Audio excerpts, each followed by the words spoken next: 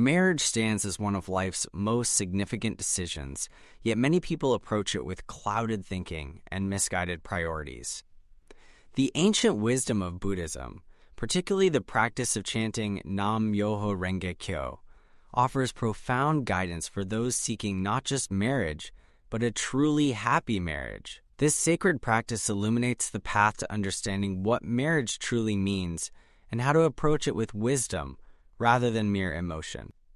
The fundamental question every person must ask themselves is simple yet profound. Why do I want to get married?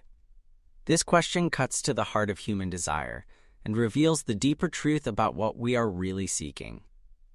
Most people marry in search of happiness, each striving in their own way to attain it. Yet we all know that marriage does not automatically guarantee happiness. The divorce courts are filled with couples who once believed their union would bring them joy, only to discover that marriage itself cannot create what was not already present within them. The Lotus Sutra teaches us that the true aspect of all phenomena can only be understood and shared between Buddhas. This wisdom applies directly to marriage, for the true nature of a successful partnership can only be understood when both individuals possess the wisdom to see beyond surface appearances and temporary emotions. When we chant Nam Myoho Renge Kyo, we are invoking the Buddha nature within ourselves, awakening the wisdom needed to make decisions that will lead to genuine happiness rather than temporary satisfaction. To understand why so many marriages fail to bring happiness, we must recognize the fundamental cause that prevents people from becoming truly happy. This cause lies not in external circumstances, but in our own life condition and the clarity of our thinking. When we approach marriage from a place of desperation, loneliness, or the mere desire to conform to social expectations, we are building our relationship on shaky ground. The practice of chanting Nam Myoho Renge Kyo helps us develop the inner strength and wisdom to approach marriage from a place of wholeness rather than need. Many members of the Buddhist community make the mistake of thinking that faith alone determines whether someone is a suitable marriage partner. They fall into the trap of believing that as long as their potential spouse chants to the Gohonzon, everything else will work out naturally. This simplistic thinking ignores the complex nature of human relationships and the many factors that contribute to a successful marriage. Nichiren Daishonin wrote, "More valuable than treasures in a storehouse are the treasures of the body, and the treasures of the heart are the most valuable of all. A suitable marriage partner must possess not just faith, but also the treasures of character, integrity, and genuine care for your well-being." The story of the young woman who received guidance about her non-believing suitor illustrates this principle perfectly. When she first approached her mentor, she was trapped in black and white thinking. She believed that because her suitor was not a believer, he was automatically unsuitable. But when asked if she would marry just any believer, she immediately replied, "No, of course not." This response revealed the flaw in her reasoning and opened her mind to a more nuanced understanding of what makes a good marriage partner. The guidance she received was both practical and profound. Rather than immediately rejecting her suitor or accepting him, she was advised to take a middle path that honored both her faith and the complexity of human nature. She was encouraged to invite him to practice Buddhism, not as a condition for marriage, but as a test of his sincerity and character. This approach protected her from the danger of marrying someone who might only profess faith as an expedient means to win her hand. The Buddha taught that doubt is the greatest poison, because it prevents us from seeing clearly and acting wisely. When we doubt our own judgment or rely solely on external criteria like religious affiliation, we poison our ability to make sound decisions about marriage. The practice of chanting Nam Myoho Renge Kyo helps us overcome this doubt by developing our inner wisdom and intuition. Through consistent practice, we learn to trust our deeper understanding of people and situations rather than relying on superficial judgments. The year-long waiting period suggested in the guidance serves multiple purposes. First, it allows time for the potential partner to develop genuine faith rather than merely going through the motions. Second, it provides an opportunity to observe their character under various circumstances. Third, It gives the woman time to develop her own clarity about the relationship without the pressure of immediate decision-making.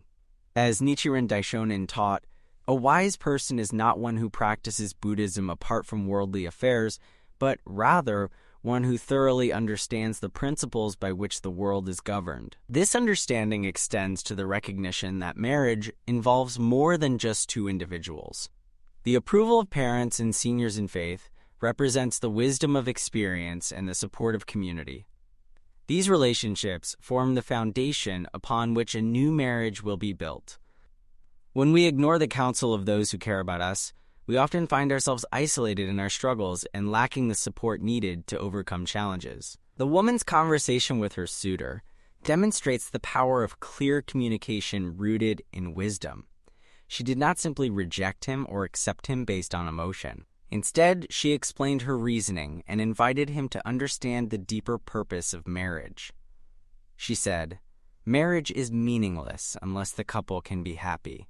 In order for us to be happily married, I hope you can see your way clear in taking faith in Nichiren Buddhism." This statement reveals her understanding that marriage is not an end in itself, but a means to happiness and mutual growth. The man's positive response to her challenge showed his genuine character. Rather than becoming angry or trying to manipulate her, he was impressed by her logic and eventually embraced the faith. This transformation indicated that his interest in her was sincere, rather than motivated by ulterior motives. The Lotus Sutra teaches us that the Buddha appears in the world for the sole purpose of enabling all living beings to attain Buddhahood. When we approach relationships with this same spirit of helping others develop their highest potential, we create the conditions for genuine happiness. The success of this couple's marriage demonstrates the wisdom of taking a thoughtful, patient approach to choosing a life partner. Their happiness stems not from luck or chance, but from the solid foundation they built through careful consideration, mutual respect, and shared commitment to spiritual growth. They understood that marriage is not a destination, but a journey that requires continuous effort and wisdom. Many people, however, take an easygoing view of marriage, believing that faith alone will automatically lead to happiness. This passive approach ignores the reality that marriage requires active participation, continuous growth, and the development of practical skills for living harmoniously with another person. The Lotus Sutra reminds us that if you want to understand what results will be manifested in the future, look at the causes that exist in the present. The causes we create in our approach to marriage will determine the results we experience in our relationship. The timing of marriage also requires careful consideration. There is no universal right age to marry, but there is a right readiness that comes from understanding oneself and one's purpose in life. Young people often feel pressure to marry quickly, driven by loneliness, social expectations, or the fear of missing out. However, rushing into marriage without proper preparation often leads to disappointment and suffering. The practice of chanting Nam-myoho Renge-kyo helps develop the patience and wisdom needed to wait for the right person and the right time. Emotional maturity plays a crucial role in marriage readiness. Young people naturally rely on their immediate feelings when choosing a mate, but emotions can be unreliable guides when it comes to long-term compatibility. The Buddha taught that the mind is everything, what you think you become. When our thinking is clouded by insecurity, fear, or romantic fantasy, we are likely to make poor decisions about marriage partners. The practice of Buddhism helps us develop emotional stability and clear thinking, essential qualities for a successful marriage. The guidance of seniors in faith becomes particularly important during this vulnerable time. These experienced practitioners have witnessed many marriages, both successful and failed, and can offer valuable perspective on what contributes to long-term happiness. They can help young people see beyond the immediate attraction to consider deeper compatibility issues. As Nichiren Daishonin wrote, "A person of wisdom is not one who practices Buddhism apart from worldly affairs, but, rather, one who thoroughly understands the principles by which the world is governed." The concept of unanswered prayers often confuses people who are seeking marriage partners. They may chant earnestly for a specific person, believing that if their prayer is not answered, it means the practice doesn't work. However, This understanding reflects a childish view of prayer and the protection of the Gohonzon. The comparison to a mother's love illustrates this point perfectly. A loving mother does not give her child everything he demands, but rather what is best for his growth and happiness. Similarly, the protective function of the Gohonzon ensures that prayers which would ultimately cause suffering are not fulfilled. This protective aspect of Buddhist practice requires trust and faith in the deeper wisdom of the universe. When we chant Nam-myoho Renge-kyo, we are aligning ourselves with the fundamental law of cause and effect that governs all existence. This law works to bring us what we need for our growth and happiness, not necessarily what we think we want at any given moment. The Lotus Sutra teaches that the Buddha's wisdom is infinitely profound and immeasurable, and this wisdom operates through our practice to guide us toward the most beneficial outcomes. The ultimate purpose of marriage, from a Buddhist perspective, is to create a partnership that supports the spiritual growth and happiness of both individuals. This means choosing a partner who shares your values, supports your practice, and is committed to personal development.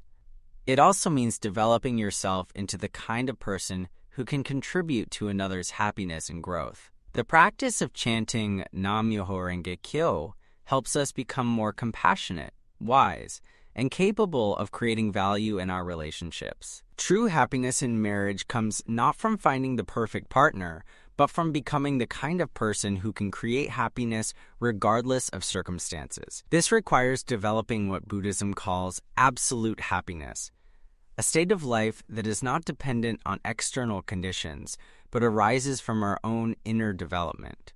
When both partners in a marriage possess this quality, they create a relationship that can weather any storm and grow stronger through challenges. The practice of Buddhism teaches us that all relationships are opportunities for spiritual growth. Marriage, being one of the most intimate and challenging relationships we can enter, offers unlimited opportunities for developing patience, compassion, understanding, and wisdom. When we approach marriage with this perspective, we transform it from a source of expectation and potential disappointment into a path of mutual enlightenment and joy. The right approach to marriage through chanting Nam-myoho Renge-kyo involves developing clarity about our true purpose, wisdom in our decision-making, patience in our timing, and trust in the protective function of our practice. It requires us to look beyond surface appearances to see the deeper character and potential of our prospective partner. Most importantly, it demands that we take responsibility for our own happiness and growth, rather than expecting marriage to solve our problems or fulfill our unmet needs. When we embrace this approach, marriage becomes not just a personal relationship, but a contribution to the happiness and well-being of society as a whole. Happy marriages create stable families, which form the foundation of peaceful communities. In this way, our individual choice of marriage partner and our approach to the relationship ripple outward to benefit countless others, fulfilling the Buddhist ideal of working for the happiness of all people.